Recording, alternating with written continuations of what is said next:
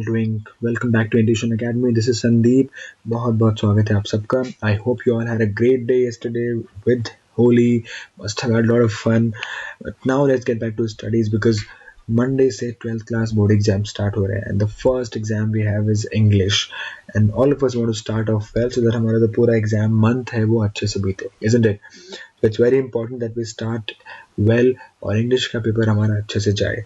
उसके लिए क्या क्या ज़रूरी है? हार्ड वर्क, जो कि आप सब लोग कर रहे होंगे ऑलरेडी. थोड़ा सा स्मार्ट वर्क वो भी आप लोग थोड़ा कर रहे होंगे, बट साथ साथ थोड़ी सी गाइडेंस और कुछ टिप्स उन छोटी छोटी चीज़ों के बारे में जो हमें हेल्प करेंगी स्कोर करने के लिए. सो here in this video we are going to talk about the top 10 mantras or the tips which will help you to score 90 plus in the board exams.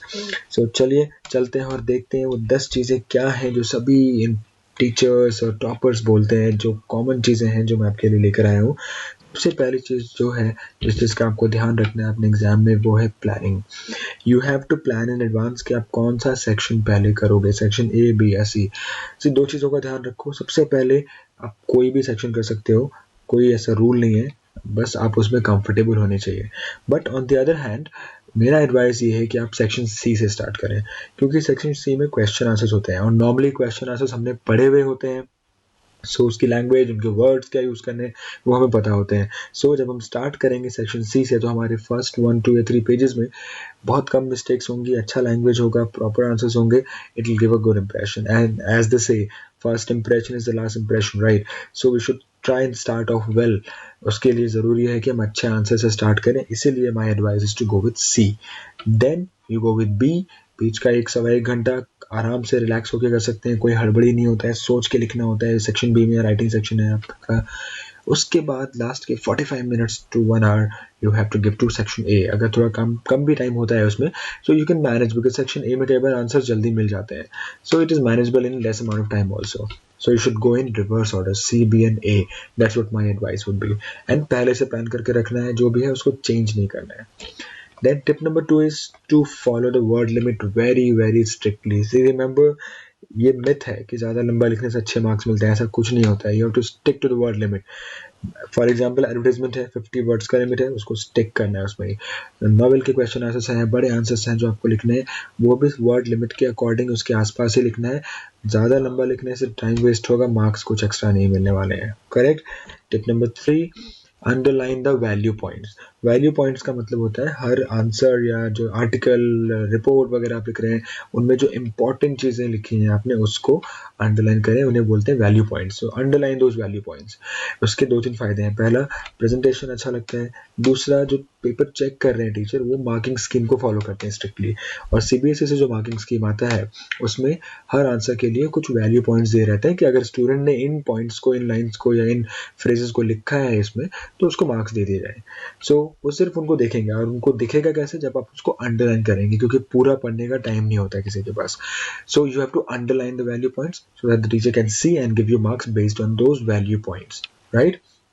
और साथ साथ अंडरलाइन करना है, वेट नहीं करना है कि एंड में आके करेंगे, बिकॉज देन वो कभी हो नहीं पाता है. So while writing the answers you have to underline the value points. Tip number 4, do not leave out any questions. You have to try to write answers in a sequence. Especially English में it really matters because it gives a good impression.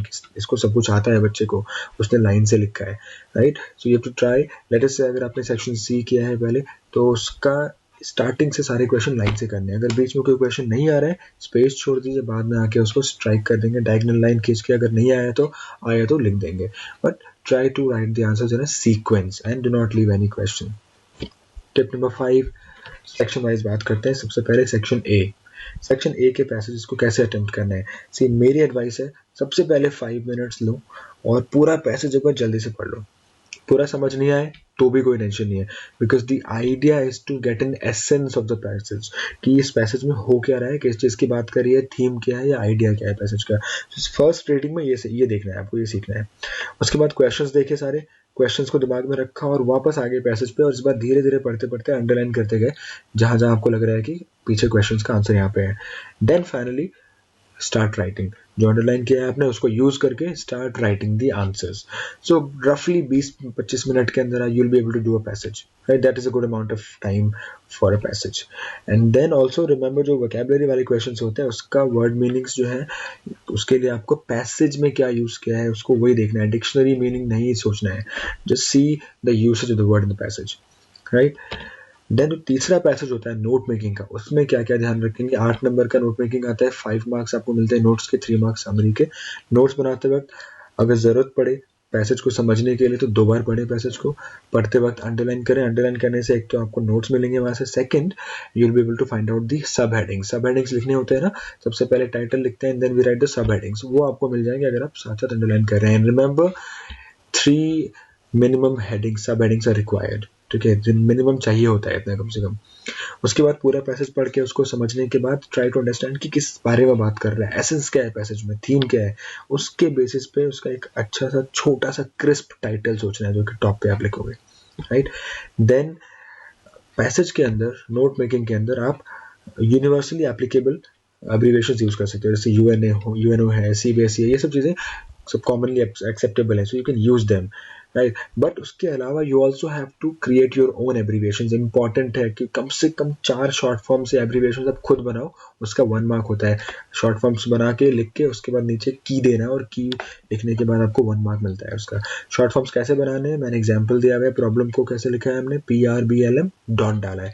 This is how you do, you have to write the short forms while making the notes, and then finally end में उसका की देना है. Plus note making करते वक्त indentation का ध्यान रखना है. इंडेंटेशन क्या होता है, ये जो स्पेसेस छोड़े जाते हैं, देखिए मैंने छोटा सा यहाँ पे दिया हुआ है कॉर्नर में सब टाइटल लिखा, सब टाइटल के नीचे जो सब पॉइंट्स हैं थोड़ा जगह छोड़ के साइड में राइट में लिखा है ABC. सी के नीचे सब पॉइंट्स हैं, उसके लिए भी फिर थोड़ा जगह छोड़ के फिर लिखा है हमने यहाँ पे 1 and 2. This is called indentation, so you have to follow proper indentation, right. Then do not use full and complete sentences. Passage में से उठा के पूरा का पूरा नहीं लिखना है आपको, अपने वर्ड्स में शॉर्ट में लिखना है.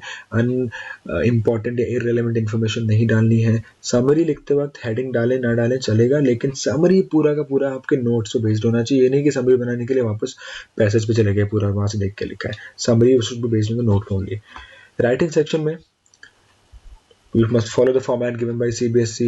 आपके जो बड़े बड़े लेटर्स है, रिपोर्ट्स है, उसको ब्रेक करो पैराग्राफ्स में. मिनिमम 3 to 4 पैराग्राफ्स होना जरूरी है इन बड़े बड़े लेटर्स एंड ऑल में, राइट. देन अगर ऑप्शंस हैं तो वाइजली चूज करना है, राइट. ऑप्शंस आते हैं लेटर्स में, आर्टिकल्स वगैरह में, चूज जो आपको ईजी लग रहा है, सब आपको कंफर्टेबल लग रहा है उसको ही करना है.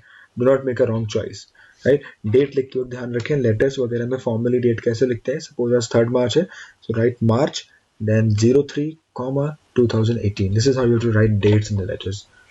Then follow coder for writing section. Coder क्या होता है, collect means आपने क्वेश्चन पढ़ा, आप दिमाग में सोचो कि क्या क्या लिखना है. सपोज एक आर्टिकल है तो उस पर क्या क्या लिख सकते हैं उसके अंदर, उस इन्फॉर्मेशन को फिर दिमाग में ऑर्गेनाइज करना है. पहले ये आएगा, फिर ये आएगा, फिर ये आएगा, देन उसको लिखो, ड्राफ्ट करो, right.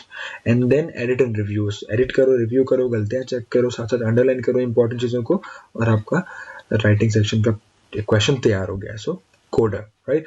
And use good words, good vocabulary, good phrases and quotes and all. Tip number 9 is about literature section. Remember literature section में 3 मार्क्स के अगर क्वेश्चंस है तो मिनिमम 2 वैल्यू पॉइंट्स लिखने हैं आपको. उसको 6 मार्क के क्वेश्चन में मिनिमम 4 वैल्यू पॉइंट्स लिखने हैं. अच्छे आंसर्स लिखने हैं, जो बुक में पढ़ा है वही लिखना है, बहुत ज्यादा घुमाना फिराना नहीं है. क्वेश्चन को समझना है, क्वेश्चन के बार इनडायरेक्ट आता है तो उसके अकॉर्डिंग आपको आंसर लिखना है. देन नॉवेल के क्वेश्चंस में स्पेशली इनविजिबल मैन है क्योंकि मोस्टली वही चलता है, तो अच्छे से पढ़ के सारा उसके characters, themes, plot, then morals क्या है, मैसेज क्या है, वो सब पढ़ के रखना है. क्वेश्चन जो आएंगे आपके 2 तरह के क्वेश्चन आएंगे, एक आएगा कैरेक्टर बेस्ड, एक आएगा प्लॉट बेस्ड. सो दोनों क्वेश्चन अच्छे से अटेम्प्ट करने हैं and according to marks then value points वगैरह अंडरलाइन करके उसको लिखना है. Tip number 10, 2 hours 45 minutes is what you have to aim at. 3 घंटे नहीं है आपके पास, 15 मिनट है, 15 मिनट में पूरा पेपर आपको खत्म करना है. लास्ट का 15 मिनट में आपको रिवाइज करना है. You have to leave last 15 minutes for that. 2 hours 45 minutes में you have to finish your paper, right. Then bonus tip is presentation. Presentation बहुत ज़रूरी है गाइस इंग्लिश के पेपर में।